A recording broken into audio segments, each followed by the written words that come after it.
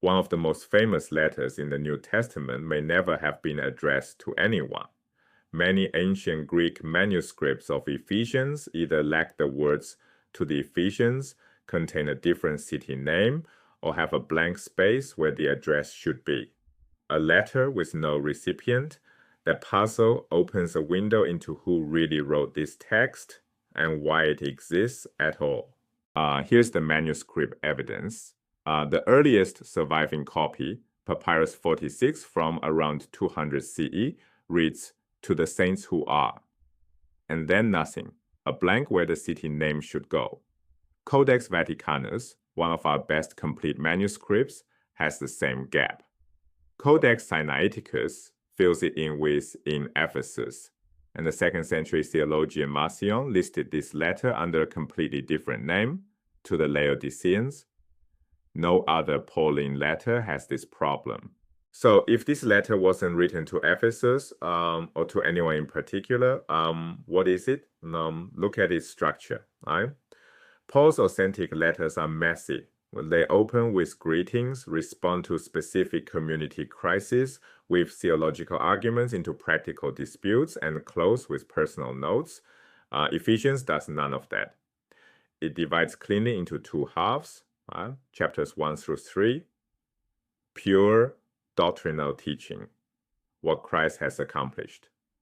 The central claim, the dividing wall of hostility between Jews and Gentiles, meaning the law, has been broken down. One new humanity. Chapters 4 through 6, ethical instruction, what scholars call paraenesis, moral guidance for daily life. This clean two-part structure reads more like a theological textbook than a letter. This structure, combined with the blank address, has led scholars to propose that Ephesians was a circular letter, written with a blank space to be filled in for different communities. Some scholars go further.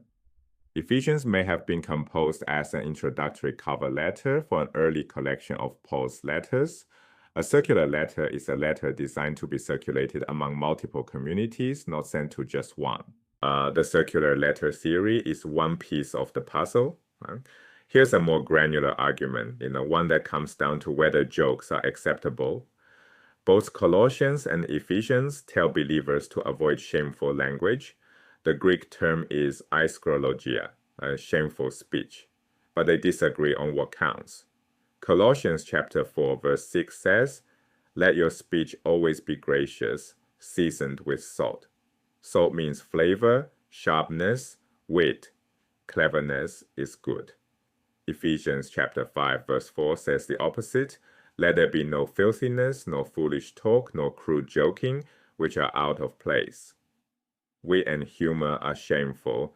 Same topic, opposite conclusions. What counts as offensive language is culturally determined. This divergence, one author praising wit, the other condemning it, points to two distinct authors with different sensibilities.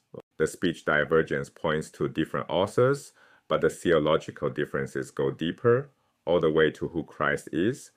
In the undisputed letters, Paul lays out a clear hierarchy. 1 Corinthians chapter 11, verse 3. God is the head of Christ. Christ is the head of man. Man is the head of woman. Christ is subordinate to God. In 1 Corinthians 15, the same pattern. At the end of time, Christ hands the kingdom back to the Father and submits to God. This is subordinationist Christology, the view that Christ is lesser than God the Father. The 4th century creeds declared this view heretical. But it was Paul's working assumption. Now contrast Colossians chapter 1, verse 19. "In Christ the entire fullness of God was pleased to dwell." Paul never says anything equivalent. Ephesians continues this trajectory, Christ presented as more fully divine, closing the gap between Christ and God. It's not just Christology that shifts, the ethics shift too, especially when it comes to marriage and the household. Ephesians chapters 5 and 6 lay out what scholars call household codes. The German term is Hausstaffel, structured rules for household relationships. The pattern is top-down and patriarchal. Wives submit to husbands, children obey parents, slaves obey masters. Every relationship flows in one direction, downward. Authority belongs to the husband, the father, the master. Now listen to Paul's own words in 1 Corinthians chapter 7, verse 4. The husband does not have authority over his own body, but the wife does. Likewise, the wife does not have authority over her own body, but the husband does. Each spouse has equal claim over the other. The relationship is reciprocal. Two-way arrows, not one-way commands. One important nuance. Paul was not a modern egalitarian. In 1 Corinthians 11, the same passage with the subordinationist hierarchy, Paul assumes male headship. And in 1 Corinthians 7, his preference is celibacy. He sees marriage as a concession to human weakness, not a positive institution. He expected the world to end soon. Marriage was a temporary arrangement. The household codes of Ephesians represent something different, a settled, domesticated Christianity that has made peace with the world continuing. The eschatological urgency is gone. The household is now the basic unit of Christian life, not a temporary concession. That's a fundamental shift in worldview. So what's happening here? By the time Ephesians was written, Paul was already becoming a figure of the past, a revered authority whose name could be invoked, but the theology promoted under his name differed from his own in significant ways, more hierarchical, more pro-household, higher Christology. Paul's legacy was being built upon and in some cases redirected. This wasn't forgery in the modern sense. In the ancient world, writing in a teacher's name was a recognized practice, a way of honoring and extending a tradition. The audience likely understood the convention. Think of it as writing in the school of Paul. But the result was that Paul now said things the historical Paul never said. Now that we've seen the evidence, here's how you can read these letters with sharper eyes, a practical toolkit. First, check the manuscript tradition. Is the addressee consistent across manuscripts? Are there blanks or variants? If so, you may be looking at a circular letter rather than a personal one. Second, compare specific teachings.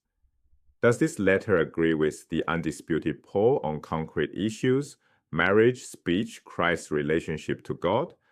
When you find contradictions on the same topic, that's a red flag for different authorship. These aren't abstract criteria, they're the same tools scholars use. Third, look at the structure. Is the letter responding to a specific community situation, a dispute, a question, a crisis, or is it a general treatise with a clean doctrinal then ethical layout?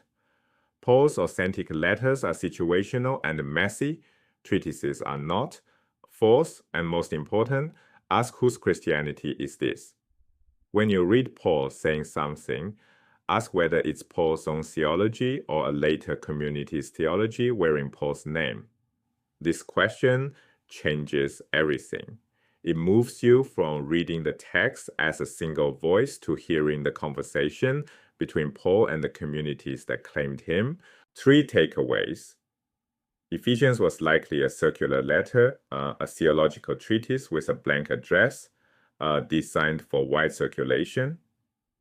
Its household codes replace Paul's reciprocal view of marriage with top-down patriarchal hierarchy, and its Christology elevates Christ beyond Paul's own subordinationist framework.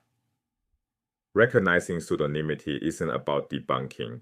It's about understanding early Christianity as a living, evolving movement, where Paul's legacy was the most powerful brand name available and the different communities competed to claim it.